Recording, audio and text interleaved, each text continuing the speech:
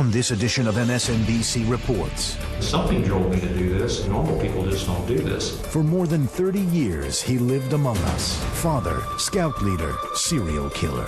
I am BTK. I'm the guy they're after. Now, exclusive jailhouse recordings obtained by NBC News reveal the twisted mind and motives of the notorious killer Dennis Rader, the man called BTK. That's been a big thing with me. It's having bound and tied. His own chilling words reveal the monster inside the man, still craving attention. I really feel pretty good. I feel like I'm kind of like a star right now. No remorse, little emotion. He just talks like he's coming home from a day at the office. Tears, only for himself. You go out in fresh air, walk your dog, hug your wife. A minute-by-minute, year-by-year account of Rader's crimes and the shattered families left behind. A beautiful, loving, kind, gentle person being murdered and dumped out in the ditch like a bag of dirty laundry. Sentenced to life. Nancy and all of his victims will be waiting with God and watching him as he burns in hell. You'll hear new details about the capture of the killer who eluded police for 3 decades. What nailed him was his hubris.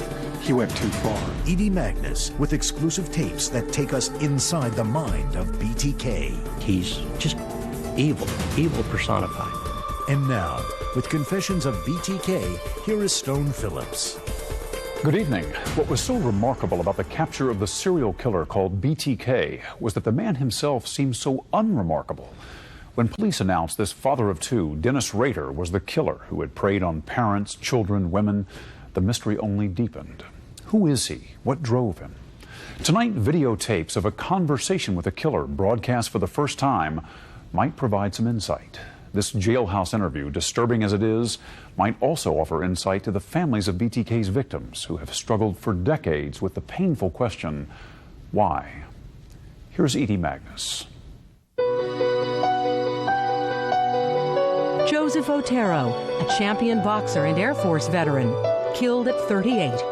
His wife Julie, proud mother of their 5 children, was 34. Their daughter Josephine was just 11 years old, and son Joseph Jr. was 9.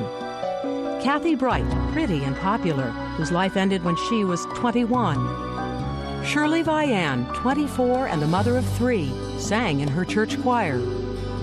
Nancy Fox worked 2 jobs to try to get ahead. She was 25. Maureen Hedge, mother of 4, was 53.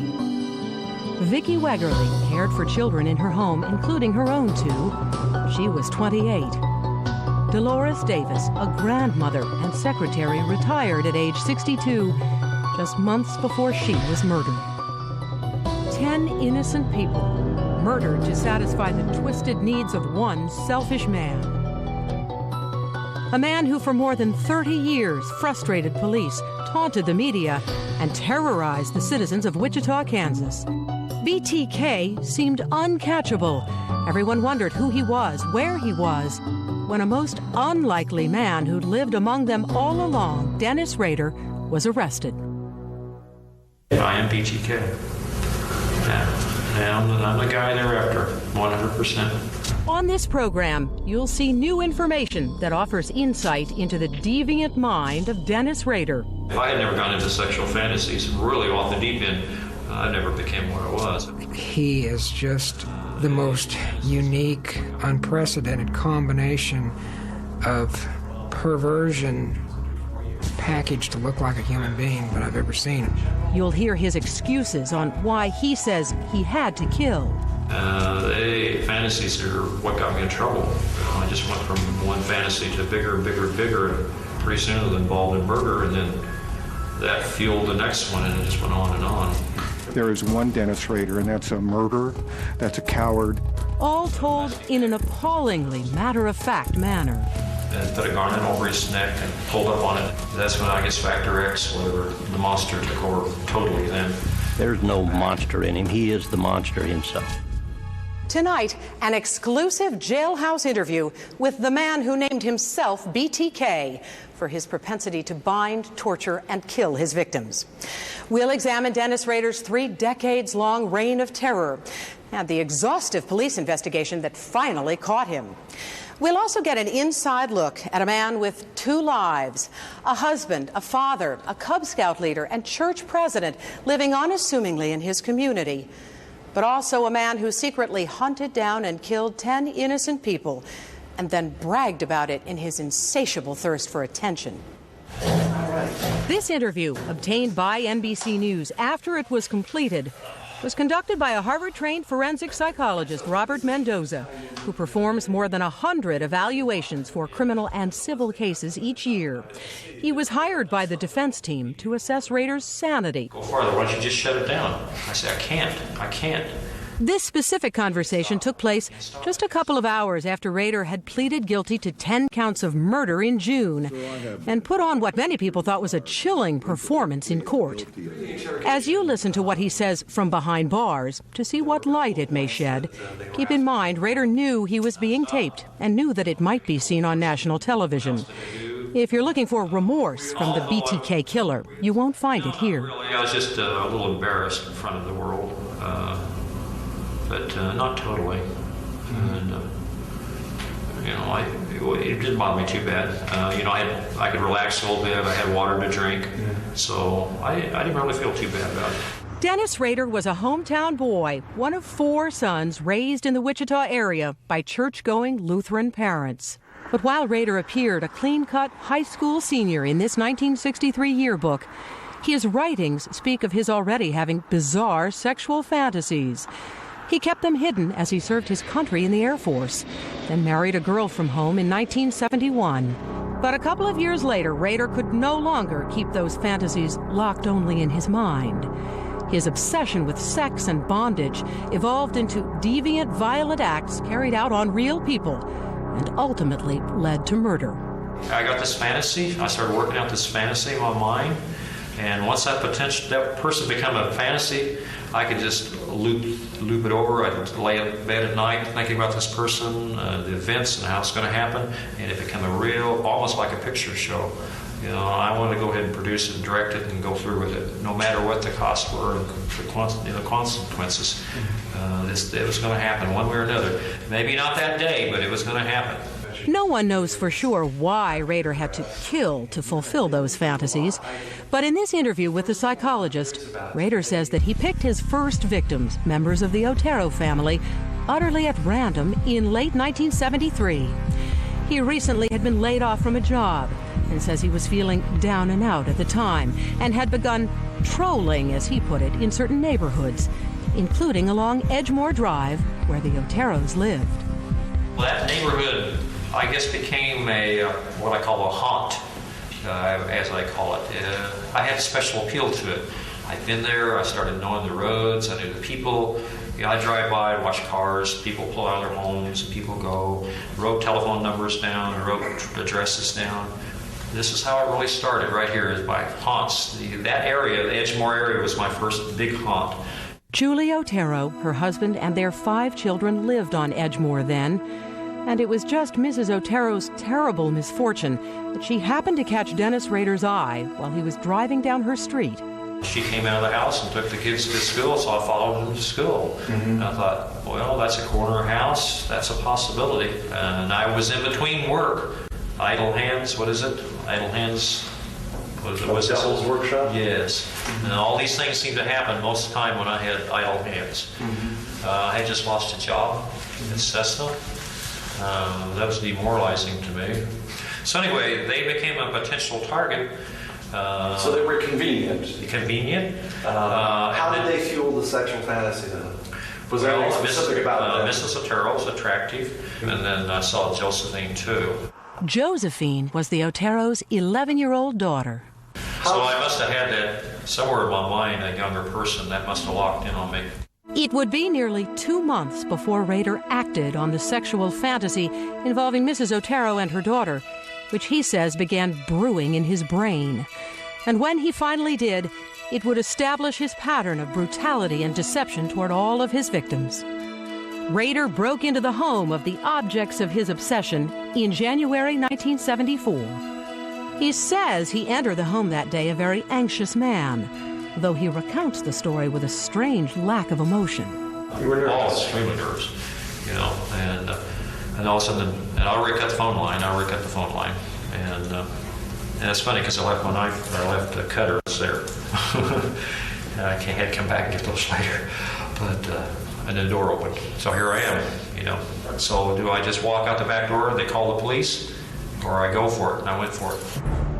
Chilling details of his first killings and of his victim's final words. Mrs. Lotero had woke up, and she actually said, have God have mercy on your soul. When Confessions of BTK continues.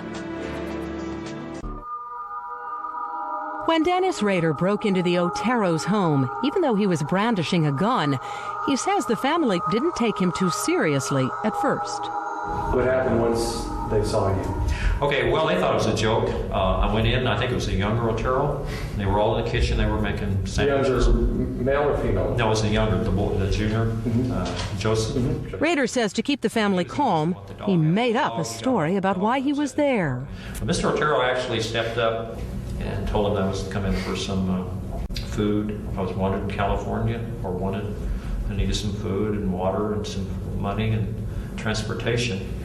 That was my ruse to kind of calm him down. He kind of laughed a little bit, and he said, "Well, this is a joke. Who said you were my brother-in-law?" Rader says the family bought his lie about being on the run from the law and not wanting to hurt them. And so, at gunpoint, they acquiesced to his tying up all four of them, mother and father and younger son and daughter, without a struggle.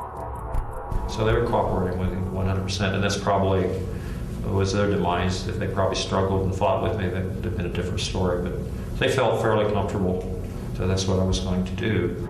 As Rader tells this story, like he does so often, he paints his own conduct in the best possible light.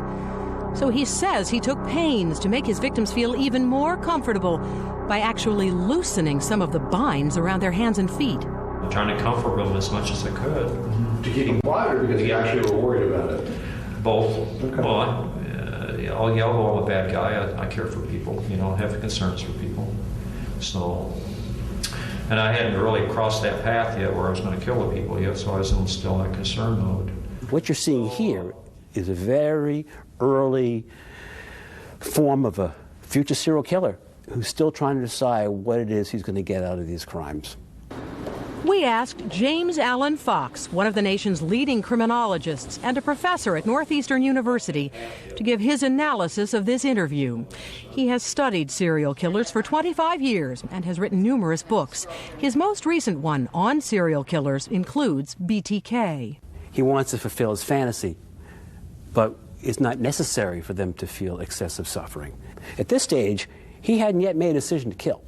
I had them all controlled completely, and then I went in the other room and I thought, do I just leave or what? They already know me, my face, so I went back and put a plastic bag over Mr. Otero's head and put a garnet over his neck and pulled up on it, and that's when it really hit the fan, because they all could see what I was doing. Rader describes first strangling the mother and father while their 9-year-old son and 11-year-old daughter watched. Although he is describing acts of unspeakable cruelty, his voice is utterly devoid of emotion, which makes listening to it that much harder. Kids were watching this? Yes, they were watching it. They were screaming and hollering. Did you want to move them from the scene at all? No. I had to get in control. It was really noisy. They were screaming and. The noise was bothering you? Yeah, the noise was bothering me, and I knew the mailman would be out there or somebody would be walking by, so I had to control it very quickly. He says he found the noise annoying. Because he only looks at these events from his own perspective. This is all a script designed to please him.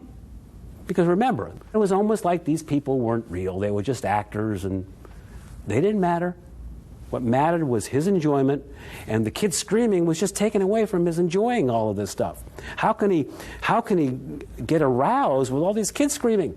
He completely dehumanizes the kids. Serial killers are very good at that. That makes it possible for them to kill. It was just something that I had to do Once I started with Mr. Otero, I knew I had to do all 4 of them. It's like an execution. Once you started, if there was witnesses, you had to do it all the way around. For someone who seems so callous, you might assume Rader was always a coolly efficient killer. But the way he tells it, Rader didn't have a clue how much force it took to end a life, and so tried several times to strangle Mrs. Otero, only to have her wake up again.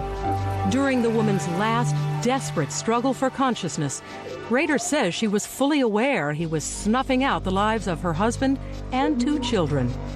In what he says were her last words to him, Mrs. Otero's humanity shines against the killer's inhumanity.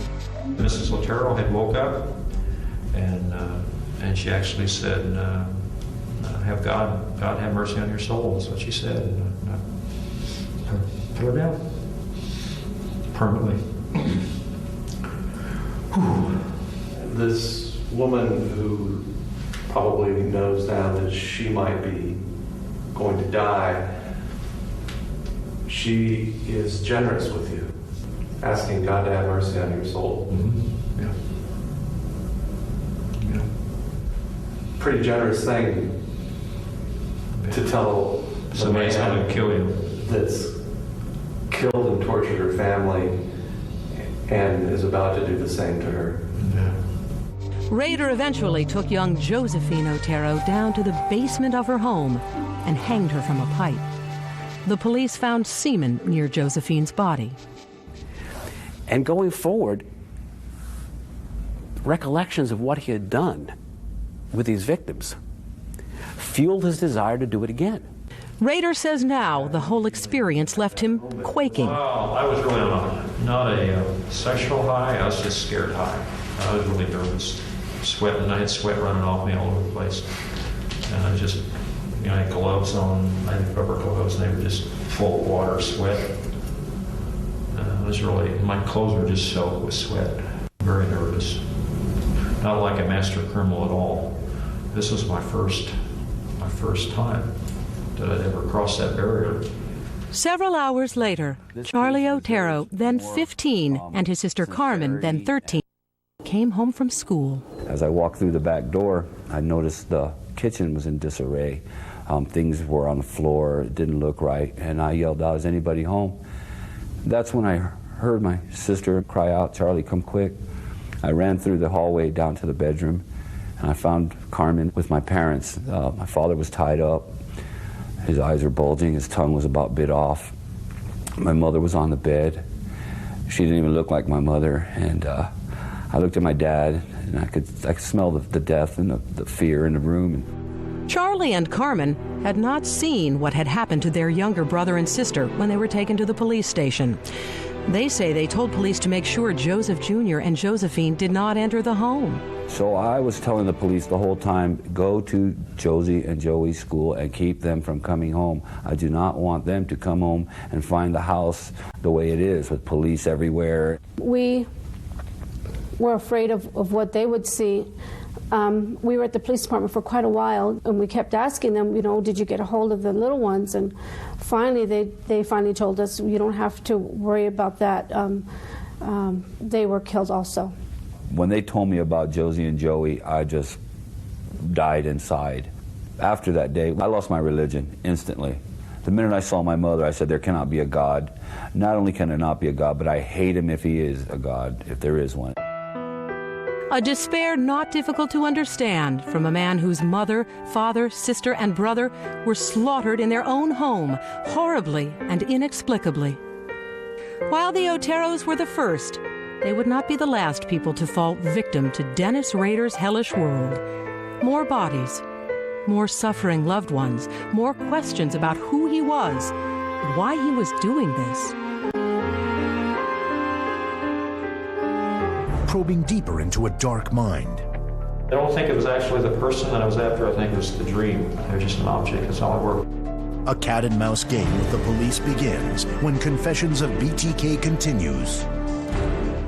When Wichita police learned that 2 children and their parents had been murdered, they of course looked at the likeliest suspects, people who knew the family.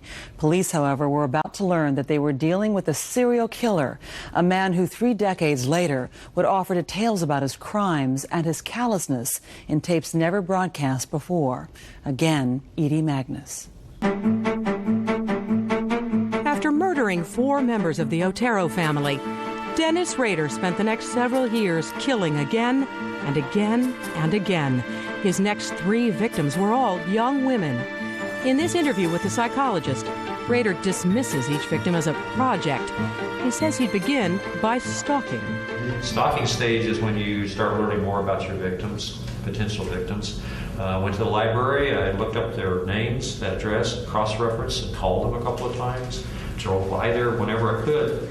And each time he struck, Rader said he was armed with what he calls his hit kit. It contained what?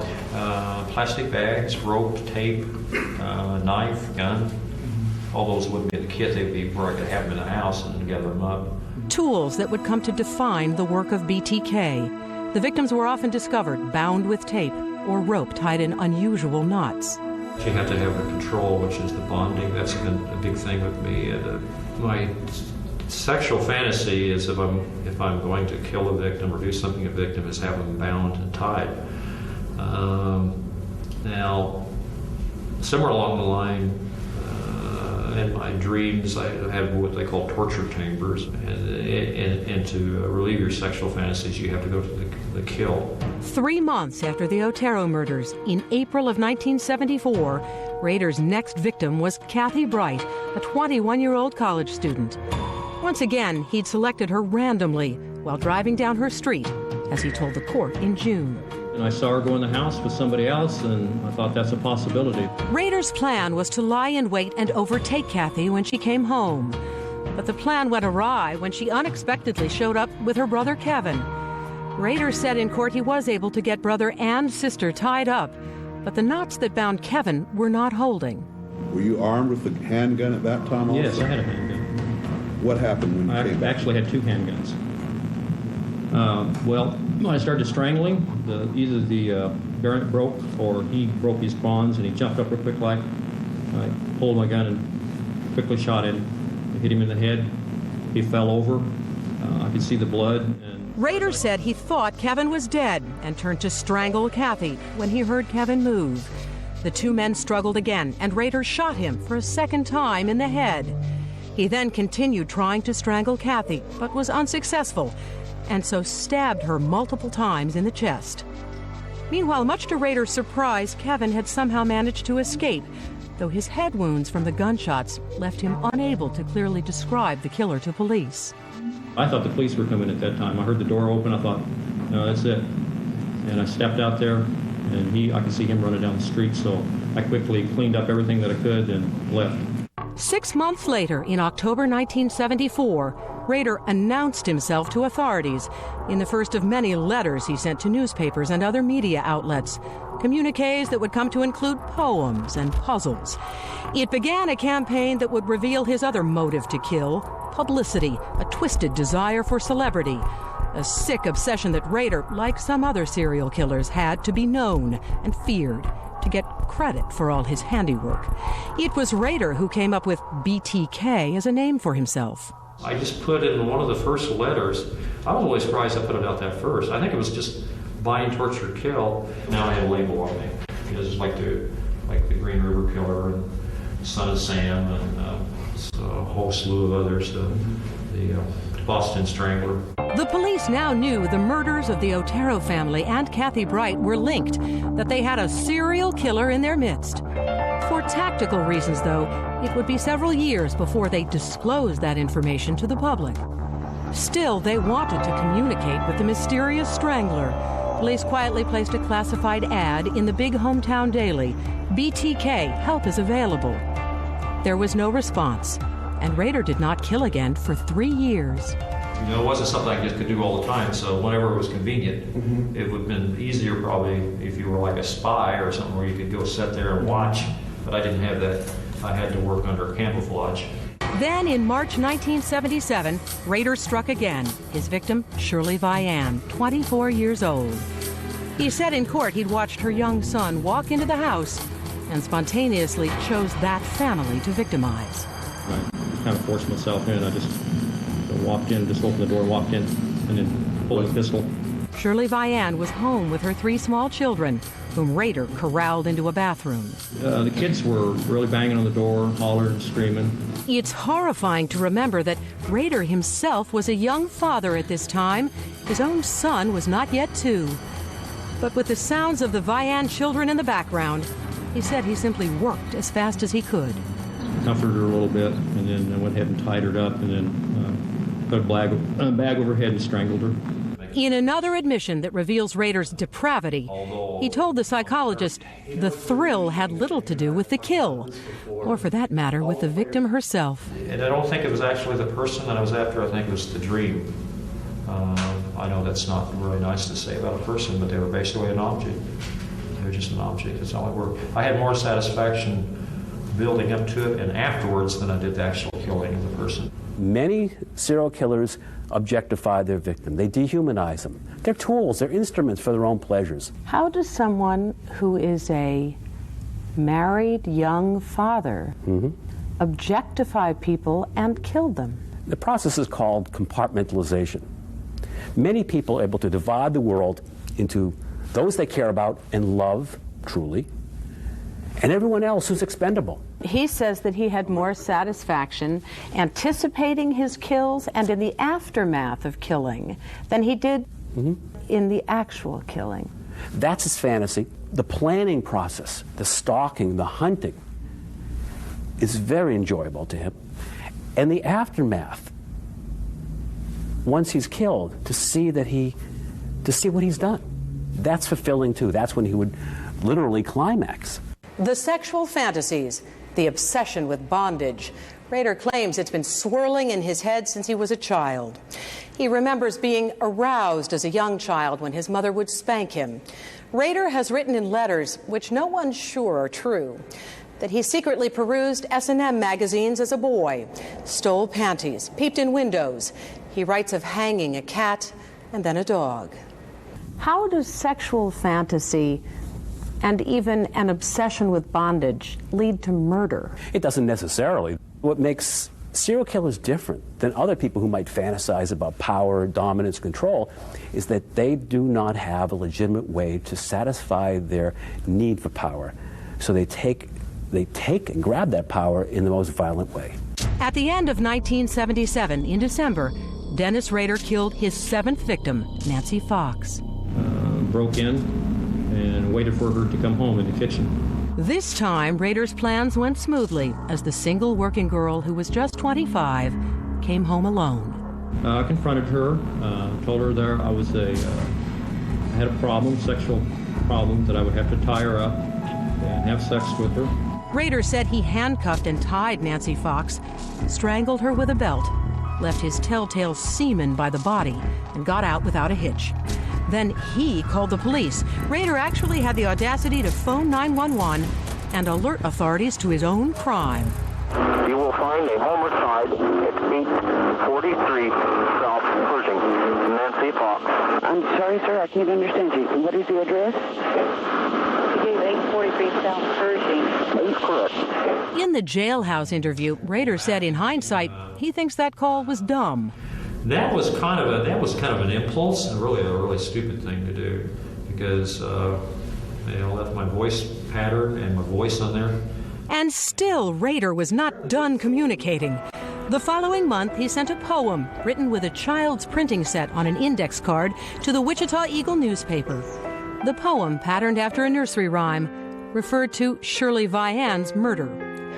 Several days later, he sent another letter, the most disturbing one yet, the one that finally put the killer on the news and put the community in a tailspin. What kind of leads do you have? We have absolutely nothing that will point us to any one particular individual. A killer, now in the spotlight he craves. He absolutely terrorized the community. Everyone was a suspect. The fear was palpable. When Confessions of BTK continues. I sat in my office and read his account of what he had done. And I wasn't ready for that. It was February 1978, and then TV news director Ron Lowen was reading with disgust and revulsion a letter that had arrived in his newsroom at Cake TV. There was no doubt in my mind that it was from BTK. In a 2-page, single-space letter, Rader, using the name BTK, again announced himself as a serial killer, and then went even further in his bid for publicity, comparing himself to Son of Sam in New York, Jack the Ripper in London, and the Hillside Strangler in Los Angeles, claiming they were all driven to kill by what he called Factor X. It seems senseless, but we cannot help it, he wrote. There is no help, no cure except death or being caught and put away. He was making it clear that he wanted to be elevated to the Serial Killer Hall of Fame. This is the league that he said he should be in. He listed 15 to 17 additional serial killers, infamous serial killers. Through the ages? Through the ages. BTK is a student, was the first thing that flashed through my mind, of serial murders. Along with a lurid description of the Otero killings, Lowen says the killer was literally begging for ink. A little paragraph in the newspaper would have been enough. How many people do I have to kill until I get the recognition I deserve? I've always thought that, he had the misfortune, given his aspirations, to live in a small media market. He never got the attention because he lived in Wichita. If he'd done any of this in Los Angeles, it'd been a different story. Even more chilling, BTK threatened he was bearing down on murder victim number 8. He said that, in fact, he was stalking a victim right now. He'd picked his next victim. He indicated how he was going to kill that person. And then the last sentence was, maybe it's you. He was trying to frighten people? Oh, definitely. And he succeeded. It turned out the Wichita police had been intentionally denying BTK publicity for some time. Profilers had warned them against caving in to the killer's demands for attention, on the grounds that if he got it, he'd kill again. But that tactic clearly hadn't worked. BTK kept on killing anyway. Now, faced with the Strangler's written threat to take yet another life, the police abruptly changed strategy. At that point, we need to step up and say, yes, we recognize you as BTK, and we do have a serial killer here. So Police Chief Richard LeMunyon and news director Ron Lowen appeared on TV that February 1978, side by side. BTK claims to have strangled a total of 7 women.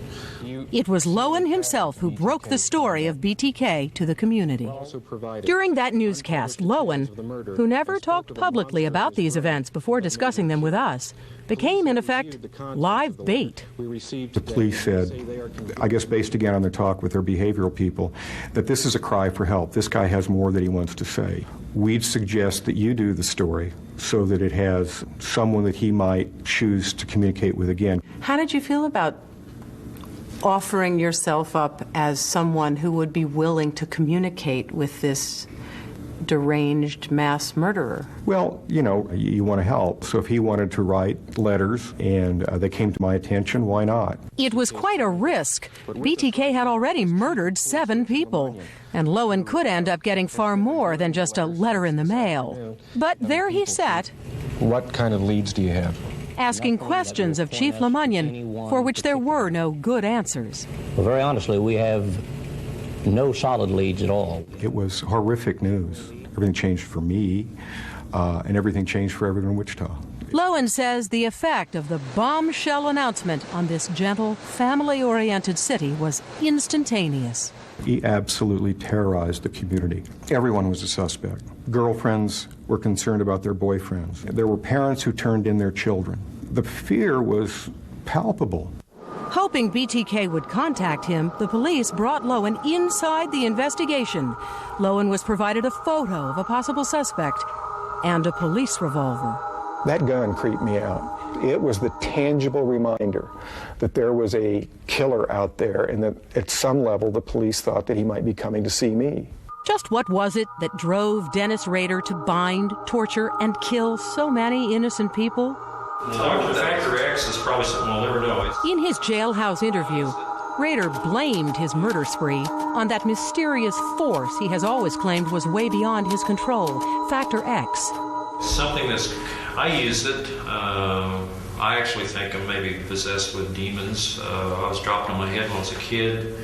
I've talked to some theological Christian people, and some of those people are really strong. They actually think, well, the Bible says that there's demons and within you or can come into you. That's the only thing I can figure out. I have, something drove me to do this. The normal people just don't do this. You can't stop it. I can't stop it. It's just, it controls me. It's like it's in the driver's seat. That's probably the reason we're sitting here. I could just say, no, I don't want to do this and go crawl in a hole, but it's driving me. You've actually used the term monster. There's this monster inside of you. It almost sounds like that's something separate and apart, like a different person. Yeah, it's part of the compartment. I can switch back and forth, and once this character takes over, whatever it is, it drives me onward.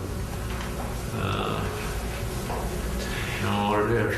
But criminologist James Allen Fox says he knows what it is. It's bunk. Don't blame me. I'm really a good guy. But Factor X, I just couldn't resist. It's the monster inside of me. To use a technical term, it's poppycock. It's just an excuse.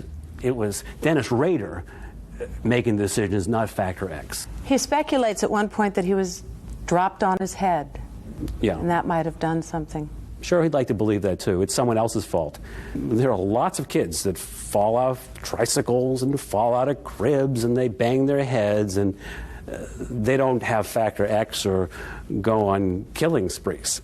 It's just a way to deflect blame. Dennis Rader is someone who's selfish, narcissistic,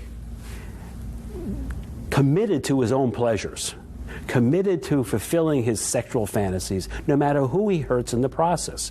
In 1978, of course, nobody knew what Rader's excuses were. All they knew was that BTK was out there, a 7-time murderer who was promising in his Factor X manifesto that he was about to take another innocent life. So the investigation went into high gear, unprecedented, and yet unsuccessful for many years, even though he was right under their noses. Desperate police devise an unusual plan, a secret message to BTK. You were hoping that perhaps your killer might see it. Yeah. Did you get any phone calls? BTK was waiting. It was 1979, and Ron Lowen was studying yet another package from the mysterious serial killer at large in Wichita. This one, which arrived in Lowen's TV newsroom more than a year after BTK had last been heard from, was announcing not another murder, but a failed attempt. He'd broken the glass. He was in the basement waiting. The intended victim, a 63-year-old woman Rader had been stalking, unexpectedly spent the night out, which saved her life.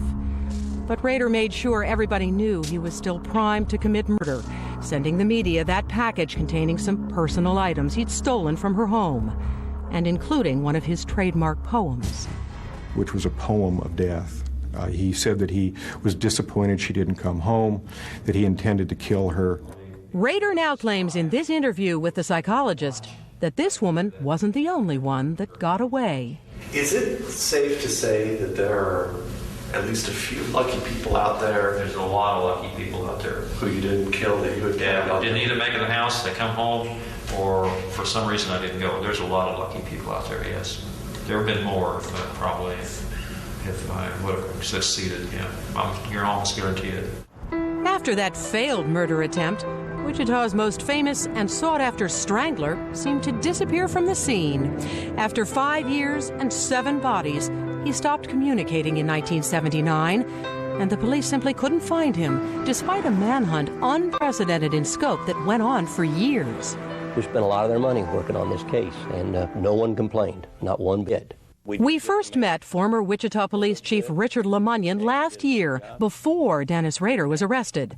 And he talked quite candidly about the failure to catch BTK on his watch. I think the community was probably as frustrated as I was. And I don't think they were mad. I think they had kind of the same feeling I did. Hey, they're doing everything that they can possibly do to catch this guy. Lemannion says they'd tried everything, from old-fashioned detective work to some ideas that sounded downright nutty. We were trying to get this guy to communicate. But did you feel at the time like, I don't care how wacky it sounds, let's try it?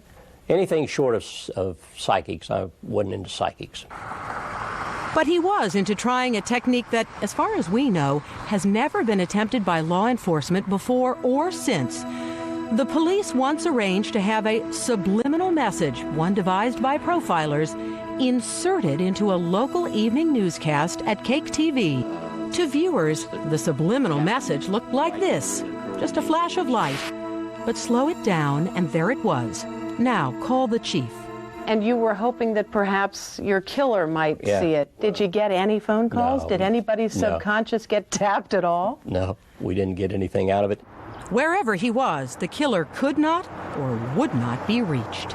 Even when the police got a break and were able to track down a letter BTK sent from a photocopier at Wichita State University, they still couldn't catch him.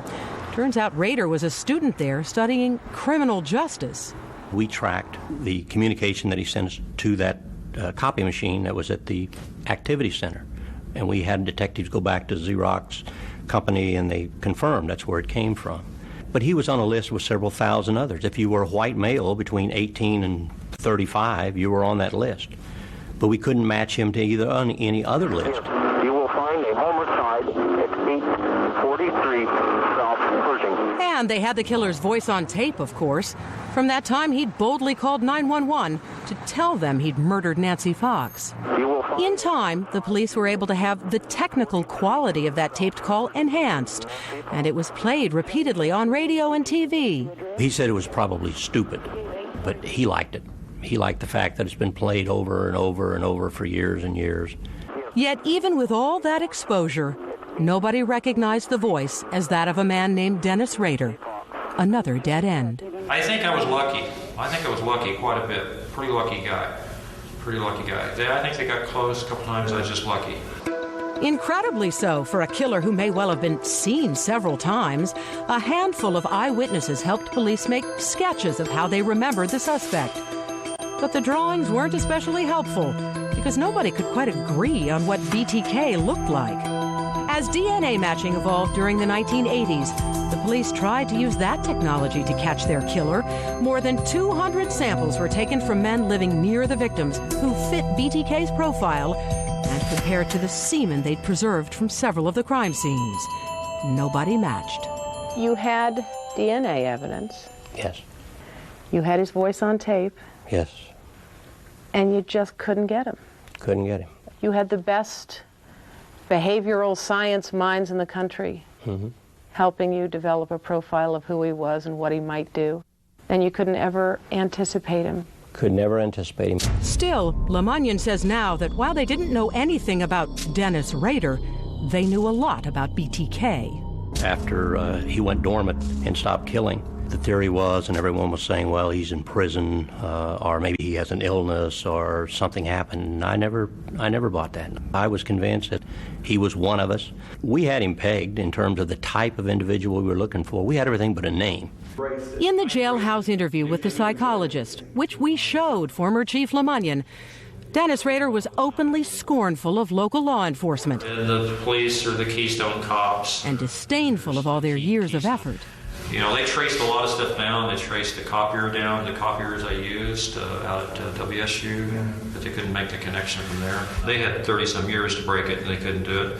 The taxpayers are paying the money for Sedgwick County. They really need to have, I think, a sharper punch. Although they tried. But were you offended when you heard him say the Wichita cops couldn't close this case? I'm not offended by anything he says at all. It's all about him. I know that the police officers did everything in their power. I know that they finally caught him. With everything you know about him now, do you think that you should have been able to get him? I'd like to tell you yes. I really don't think we could have done any more than we did. He called the Wichita police the Keystone Cops. I heard that. Again, that's just Dennis Rader, because what he was saying is to allow the Wichita police to catch him, would be demeaning to him. and it just bugs him. It just drives him crazy. So therefore, he has to belittle the police department in order to elevate himself. The conventional wisdom was that somehow he was so smart because he always stayed one step ahead of the police. I don't think he's smart at all. We're not talking about a genius here, you know. We're not talking about a Hannibal Lecter type individual. I think he was just more lucky than anything in terms of what he did, because he did it in such random fashion, and because there was no connection between them, and because he did it alone, and it was so sporadic, and it was over such a long period of time.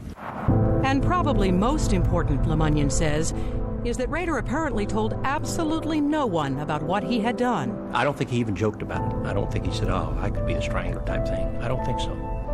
Year after year went by, and the once hot BTK investigation eventually became a cold case. By the mid-'80s, the elite police unit created to hunt down the killer closed up shop. Once the city's public enemy number one, BTK became part of Wichita legend. And what was Dennis Rader doing all those years? Hiding in plain sight.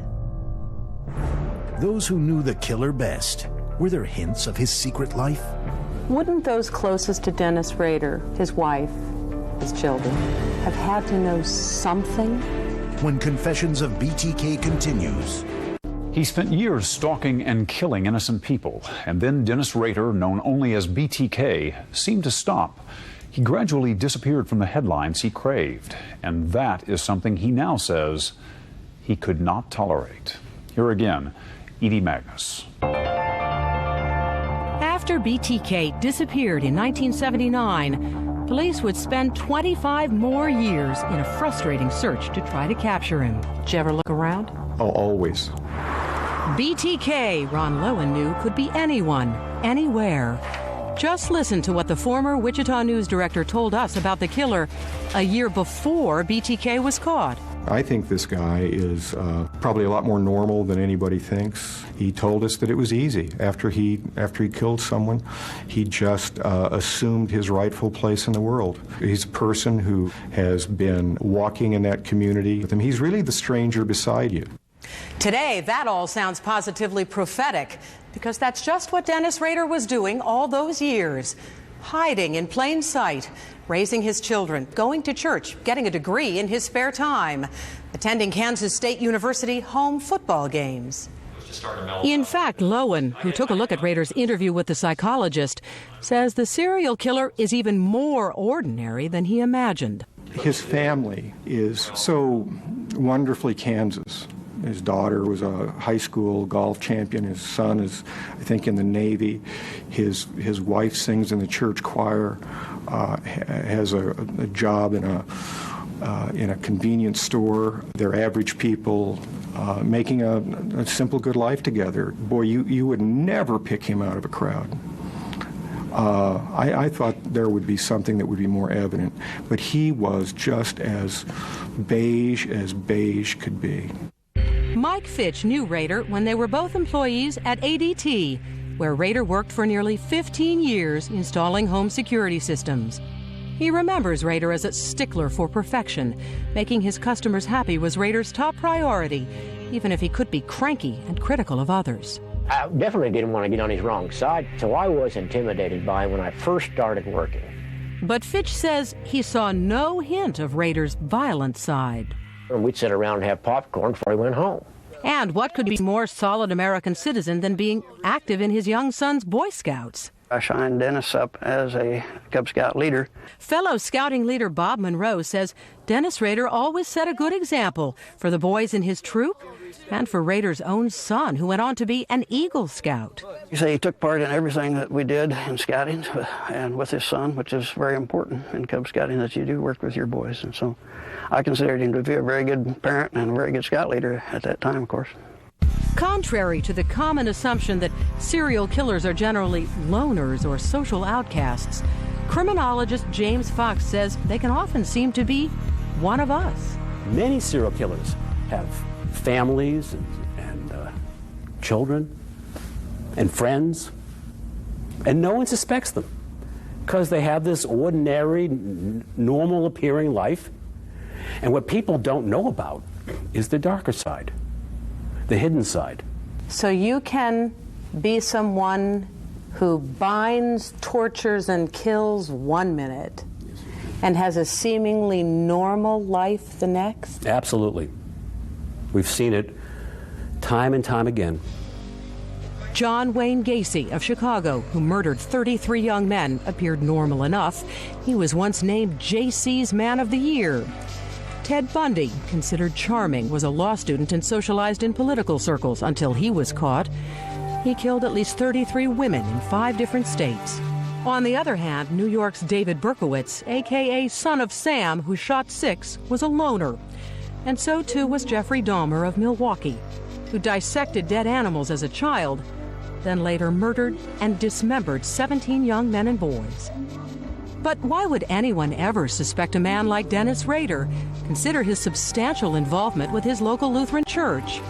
Paul Karlstedt has known Rader through the church for 30 years and says he was an exemplary member. He will be an usher. He will run the sound system. He'll count the money after the service. If something needs to be done, Dennis was always available to help. As hard as this may be to believe, the serial killer told the psychologist in this interview that he considers himself a religious person. Do you pray? Yes, I do. Study the Bible daily, and that helps not only just for spiritual. A lot of it's good meanings and good concepts, things that you can use in life. Even serial killers can believe in God. This is not inconsistent with the kind of person who can fulfill his sexual fantasies, who feels he has the right to do it, with people whom he dehumanizes, objects, things.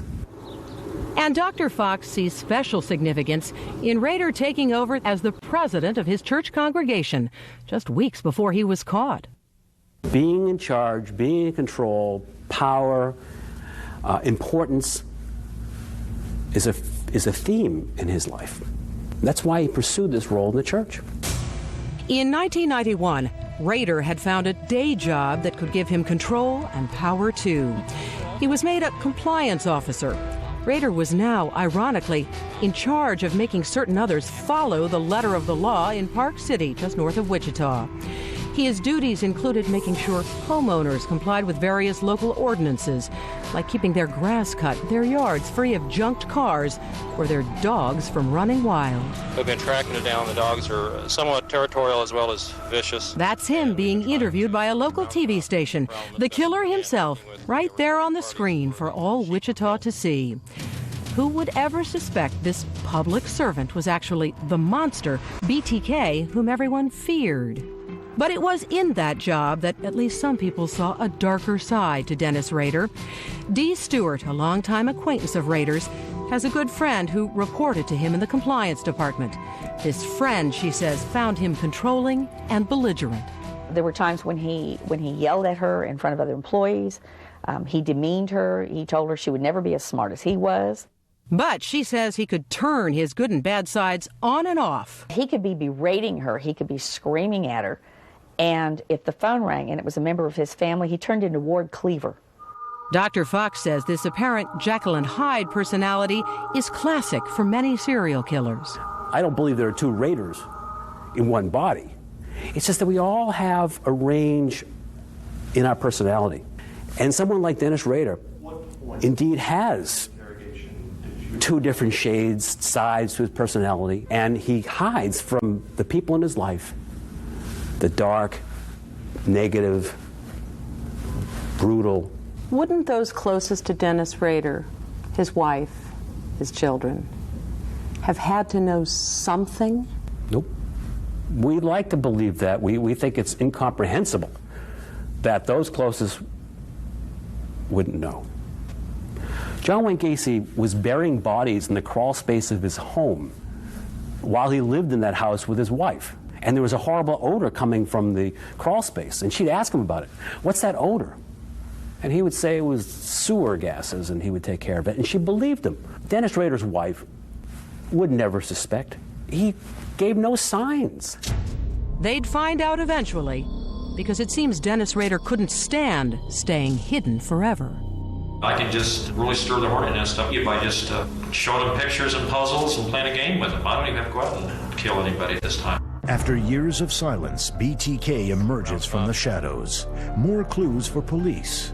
More heartbreak for victims' families. Mom's house had been broken into and we didn't know what happened to her.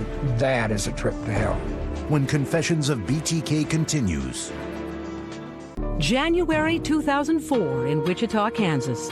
Dennis Rader was 58, still living in the house on Independence Street, still a compliance officer for Park City, still an active member of the Christ Lutheran Church. He'd been married 32 years. His son and daughter were all grown up now. And the other Dennis Rader, the brutal strangler who'd so far gotten away with all those murders all that time and hadn't been heard from in 25 years? BTK was retiring. He was going to go off the face of the earth. Or so he says. Soon enough, an excuse to grab the limelight would come again. The Wichita Eagle published an anniversary article about the mysterious serial killer, known only by the name he'd given himself, BTK, for bind, torture, and kill, and who had committed his first murders 30 years earlier. Of course, it was all so long ago, Rader found his exploits weren't even front-page news anymore. He says it all made him feel a little itchy. That really stirred it. I read that in the paper, and I always thought, I'd like to bring this back out again, but should I? And I think I've reached a point in the life, the kids were gone, not really bored, but kind of bored. And something else. Rader knew a local lawyer was writing a book about him, or about BTK, that is. That didn't sit too well either, with the man who had such an enormous appetite to draw attention to himself. Rader felt only he could do justice to his story. Eventually, I was going to tell the story in my terms and not his terms. They already had the killings, so that's factual. But they didn't know how I worked and moved around, the projects, the haunts, how I picked up the victims. They didn't know how that worked. I can just really stir the hornet nest up with the media by just showing them pictures and puzzles and playing a game with them.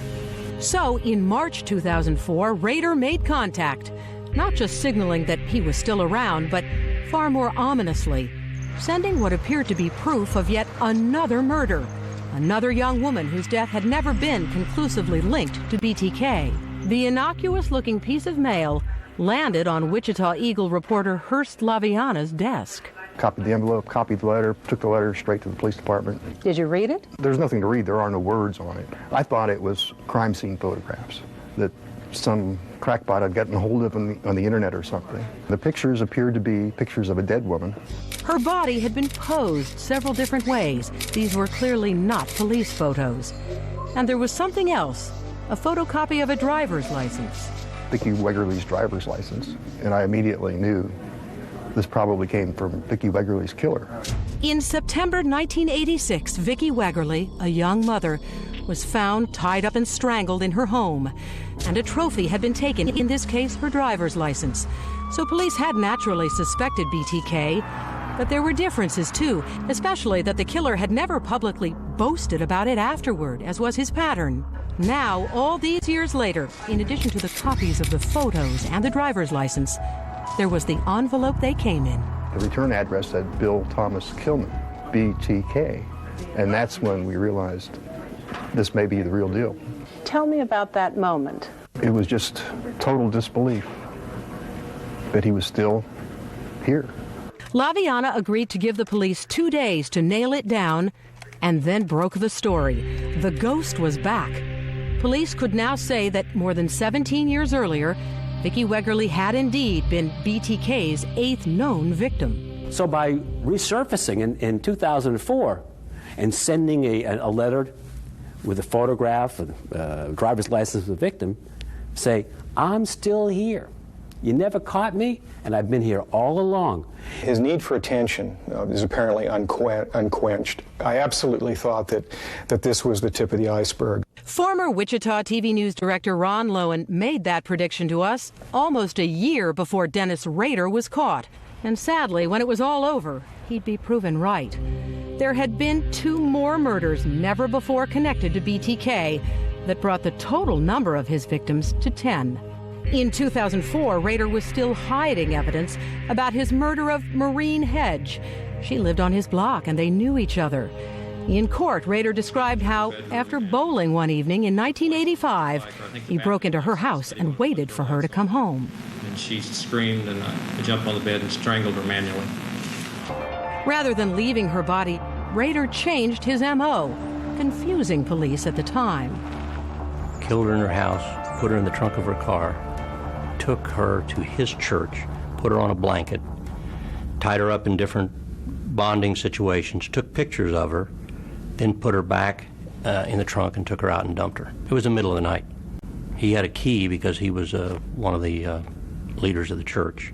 Maureen Hedges' body was later found buried under some leaves and branches in this ditch, several miles from her home.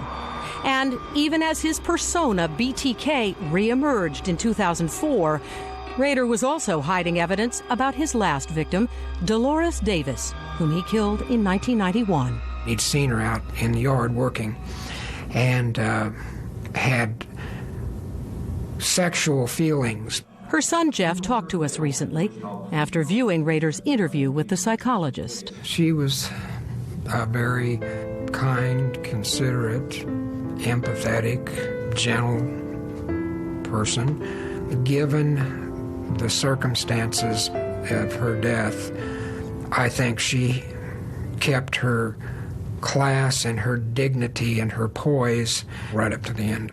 All right, so you used a concrete block to break the window? In court, Rader said he used a concrete block as a battering ram to crash through Dolores Davis's sliding glass door and enter her home. Removed her handcuffs and then tied her up, and then eventually strangled her. Rader then took her body from the house. Authorities knew only that she was missing. Probably kidnapped at best or dead at worst. So that kind of started the clock on a 13-day, seemingly 13th century time frame where we didn't know what happened to her. And that is a trip to hell. 13 days later, his mother's body was found under a bridge. But of course, police didn't know then who'd done it. Jeff Davis says he slipped into despair and depression that destroyed his marriage and worse. I would go to bed every night for the better part of 5 years, and I prayed to God that He'd let me die. Dolores Davis's driver's license and Social Security card had gone missing. That was certainly the kind of thing BTK did to his murder victims. But there were many other aspects of this crime that strayed from his usual M.O. So until Rader was caught and the police announced Dolores Davis as the 10th victim, her son was left to wonder.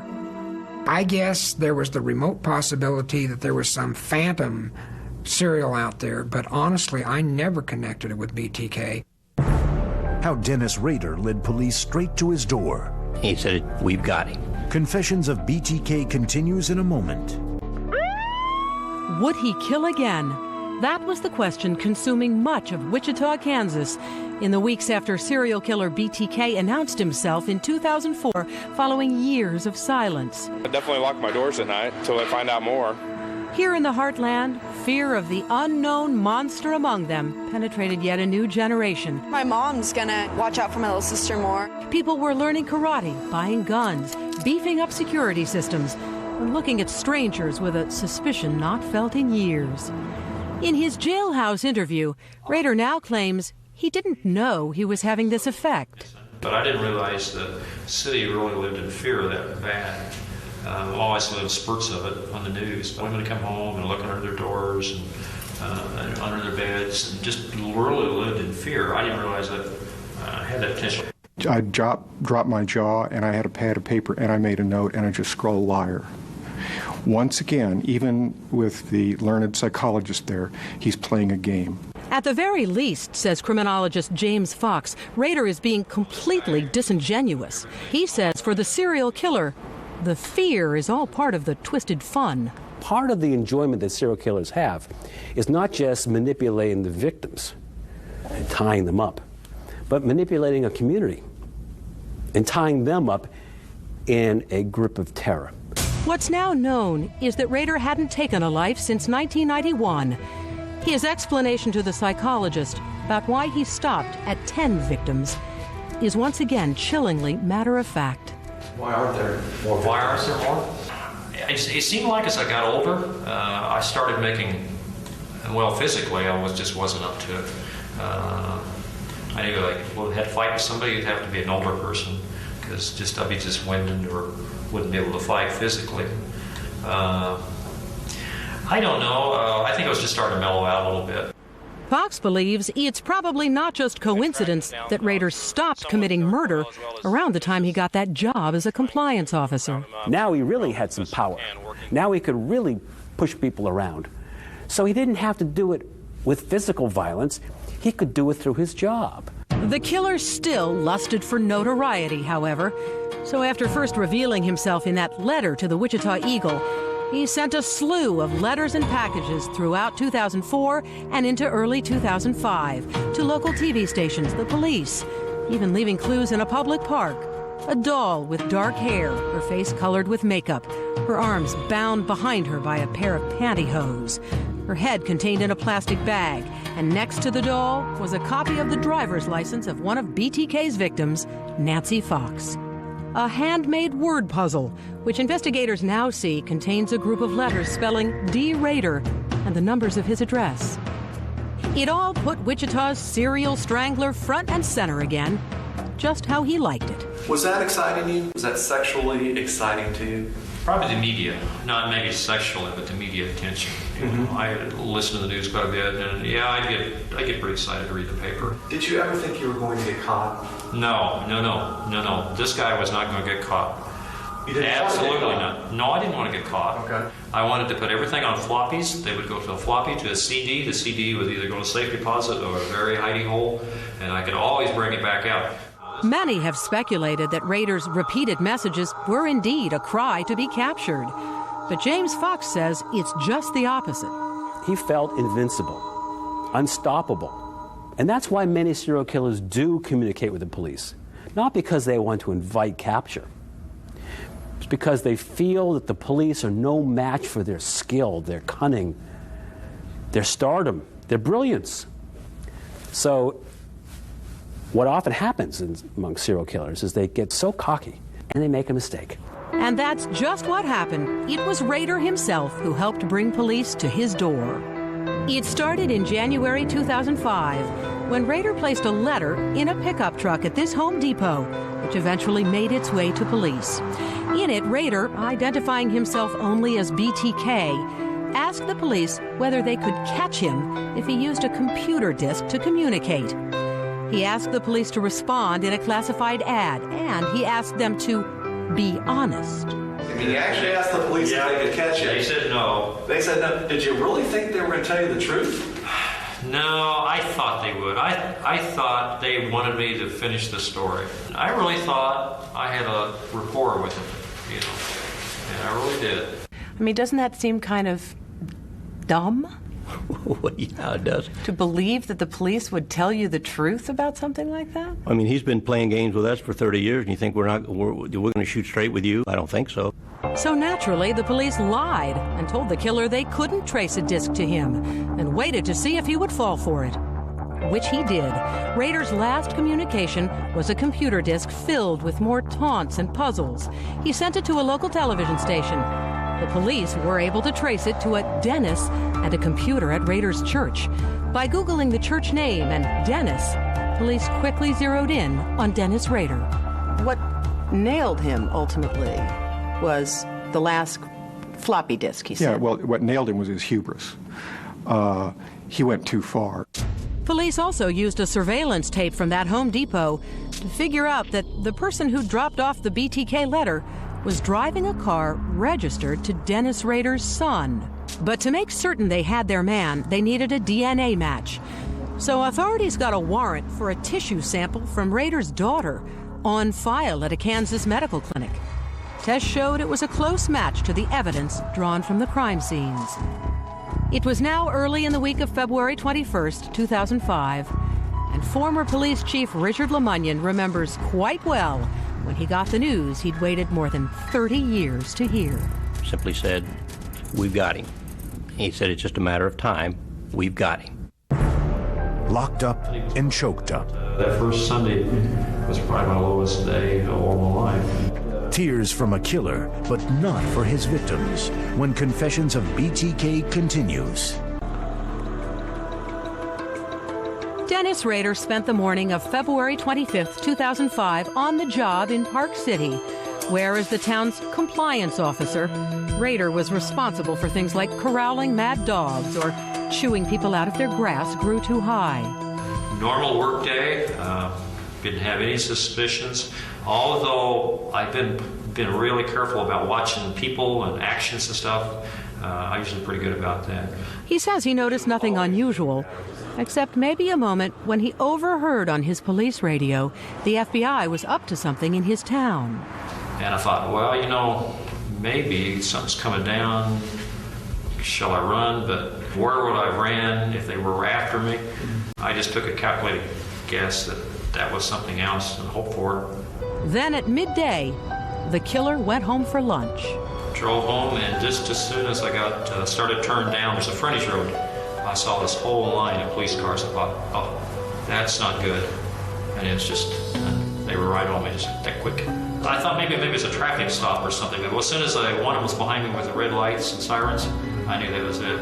With that, Dennis Lynn Rader, the man believed to be BTK, was finally in custody after 31 years. They arrested me, yep. I got out of the car, they pulled guns on me, told me to lay down, and I sprawled out, and they grabbed me real quick like in handcuffs and stuck me in a car. Mr. Rader, do you know why you're going downtown? And I said, I have suspicions why. At first, I was hoping that it was kind of a cat and mouse game, that they had a suspect. But it kind of hurt, like you said, I had the power. I was a law enforcement officer technically, and here I am. These law enforcement officers are trying to do my duties. That kind of hurt a little bit. But before long, Rader, in his self-obsessed arrogance, was talking up a storm, and says in this interview with the psychologist, he actually was having a good time connecting to the police officers. During the interrogation, it seems as though you were enjoying being one of them at times. It's almost like colleagues talking shop. Camaraderie. Yeah, we talk shop. I know a lot of police terminology. I know how they do things. So, it's kind of a bonding type thing. Did you enjoy it on any level? Yes, I did. All I knew was sunk, or student would be, but I enjoyed it. And once the confession was out and I admitted who I was, then the bonding really started. I just really opened up, and we shared jokes and everything else. It was just like we were buddies. He's proud of what he'd done. He was having, in a perverse way, fun talking with his colleagues, the police. What do you make of the camaraderie he says he enjoyed with all of the police officers who were interrogating him when he was arrested? Well, it implies a certain degree of control here on the situation. I'm a good guy, they're a good guy, we're all in the same profession here. I worked law enforcement technically, and he was a wannabe cop. It makes him feel better to think of them as peers. But however much Rader may have imagined he was still in control, the reality was just the opposite. Richard Lemunion, who once headed up the department Rader dismisses as the Keystone Cops, says the script was going their way now. Were they in fact playing him? Absolutely. These officers that were interviewing him were handpicked. They had studied him. They knew the characteristics. They were playing to his ego, to his strength. They were bringing him up, making him think that, hey, we're buddies. Then, just as quickly, they shut him down. The interview ended, the attention stopped, and the officers went home. It was only then, Rader tells the psychologist, that the reality of his past and the impact on his future finally started to sink in. Was there any way of getting out of this? Is there any possible way? And I thought, no, there isn't any way. They just got too much on me. And then most of my thoughts went back to my family. How my family was holding up. How are they taking this? I think it was the main thing, just, you're caught, incarcerated, and all those things that you enjoyed, they're gone. You just you have to be in a position to realize it. I don't think normal people who are outside in the world can visualize that. Just like right now, you just touch people and hold them, and your kids and stuff. Sorry. I'm just gone. This was one of the few moments during the interview where Rader revealed any emotion, when he was talking about himself and his family. Well, anyway, people don't realize that, once you're gone, you can't go out in fresh air, walk your dog, hug your wife, or kiss your wife. Go to a movie, have a pizza, hamburger, it's all gone. It's all about him. When you watch him, do you feel anything? You feel pain, because every time I see him, I see all of those victims and the tortured looks on their faces from all the crime scenes and what he actually did. He left that part out. He never mentioned it. Instead, all Rader could do was complain to the psychologist about how he missed all the attention he'd been receiving from his police interrogators. He did not come Saturday. It was probably that first Sunday was probably my lowest day of all my life. I was really depressed. He called it the lowest day of his life. Can you imagine? This is a man who has already been arrested. He's ripped from his family probably forever. They despise him. Oh, by the way, he's killed 10 people, and the lowest day of his life is when the interrogation doesn't continue. Doesn't this tell us a lot about Dennis Rader? And next, the killer gets his day in court. Will heartbroken families get peace? People use the word closure. There is no such thing. When Confessions of BTK continues. The bottom line, BTK is arrested.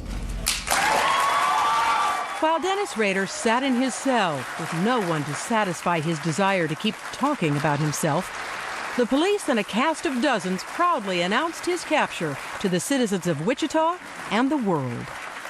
Agents from the KBI, agents from the FBI, and members of the Wichita Police Department arrested Dennis Rader, 59, a white male. But it wasn't until late June, when Rader appeared in court for what was supposed to be the first day of his trial, that people got a good look at and earful from the man who had killed so many people over so many years. Instead of maintaining the not guilty plea he'd entered earlier, there was a surprise. Mr. Rader, would you please stand with counsel? Sir, I have been advised it is your desire to enter a plea of guilty in this case. Is that correct? Yes, sir. People in and out of court listened aghast to Rader as he detailed each murder in his cold, chilling, emotionless manner. I manually strangled her when she started to scream. Ron Lowen watched Rader's court appearance on TV. People make a lot of the point that he didn't show any emotion. He was showing incredible emotion.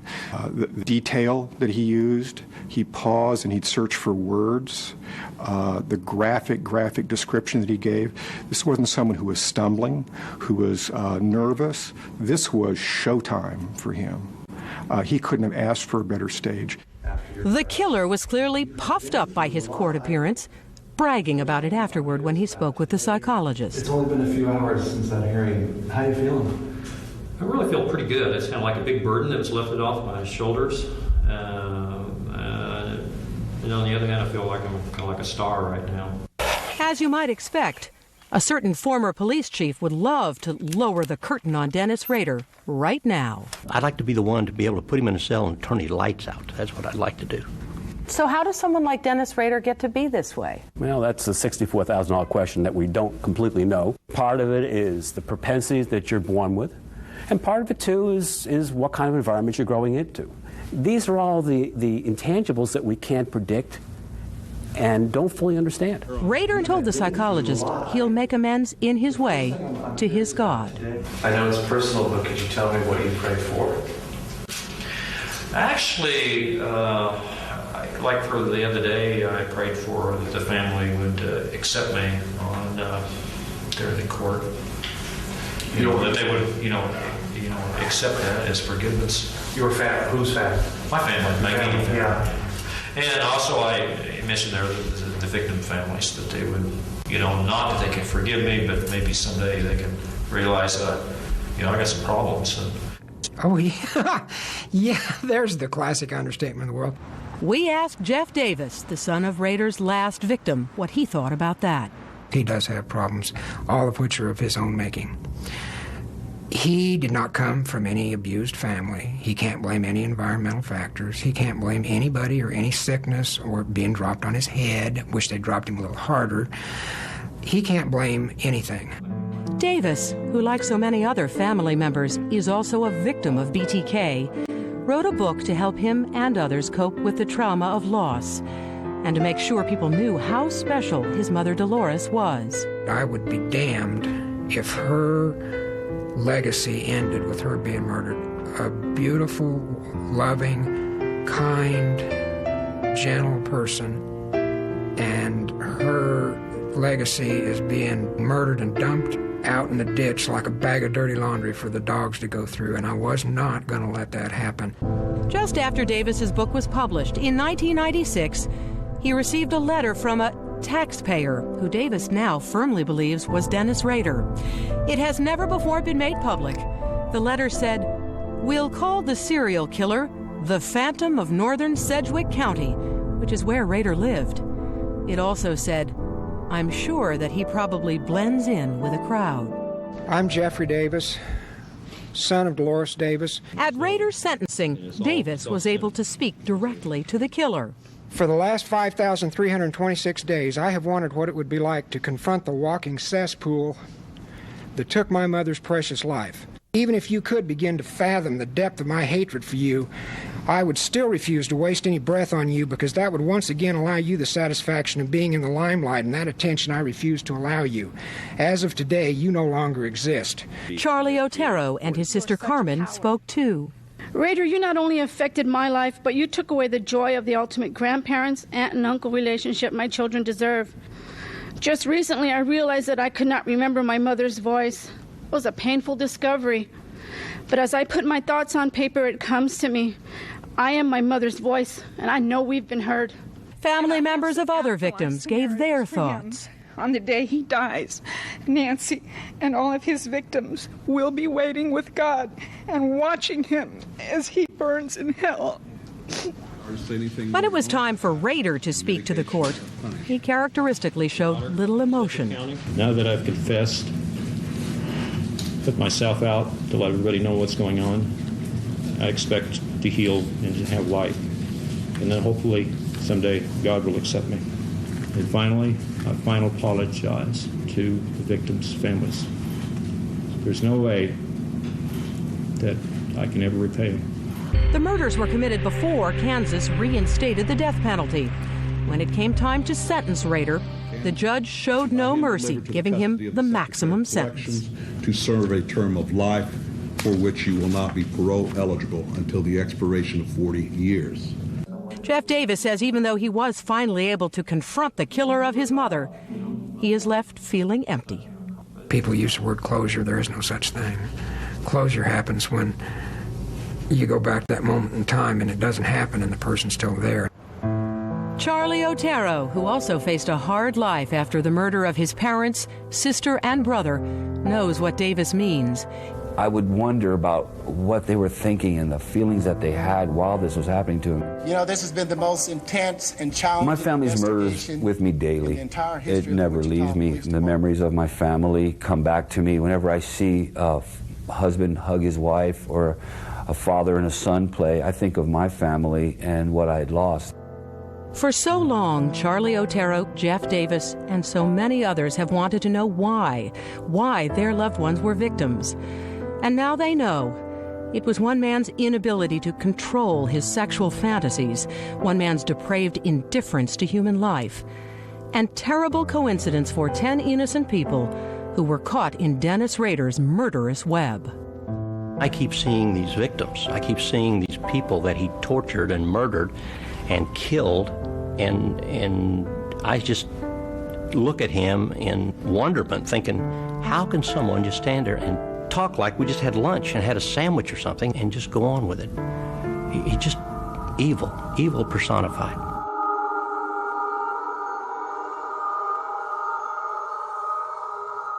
That's all for now. I'm Stone Phillips. For Ann Curry and to all of us at NBC News, thanks for watching.